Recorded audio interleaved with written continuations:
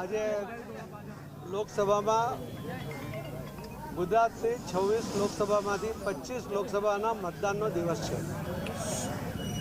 આપણા દેશમાં આખા દુનિયામાં સૌથી મોટી લોકશાહી, સૌથી મજબૂત કહી શકાય એવી લોકશાહી, એને વધુ મજબૂત કરવા માટેનો આ પર્વ છે।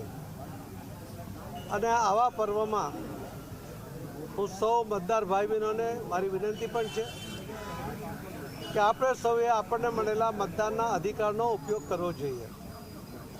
જે યુવા મતદારો કે જેમને પહેલીવાર મતાધિકાર પ્રાપ્ત થયો છે, એમને પણ મારી વિનંતી છે કે એમણે પણ પોતાના મતાધિકારનો ઉપયોગ કરવો જોઈએ।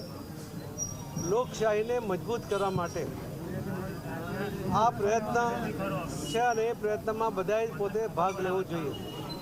જે દેશોમાં સરમુખત્યારશાહી છે, લશ્કરી શાસન છે, ત્યાંના નાગરિકો આ લોકશાહી માટે અને મતાધિકાર મળે એના માટે તડપતા હોય છે।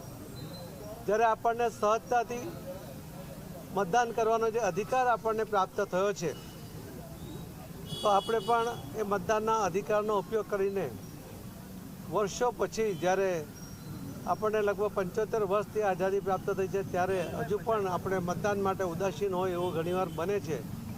એ ના બને અને કોઈપણ સંજોગોમાં આ મતદાનનો અધિકારનો ઉપયોગ થાય એવી મારી સૌ ભાઈ બહેનોને આખા ગુજરાતમાં સૌને મારી નમ્ર વિનંતી છે।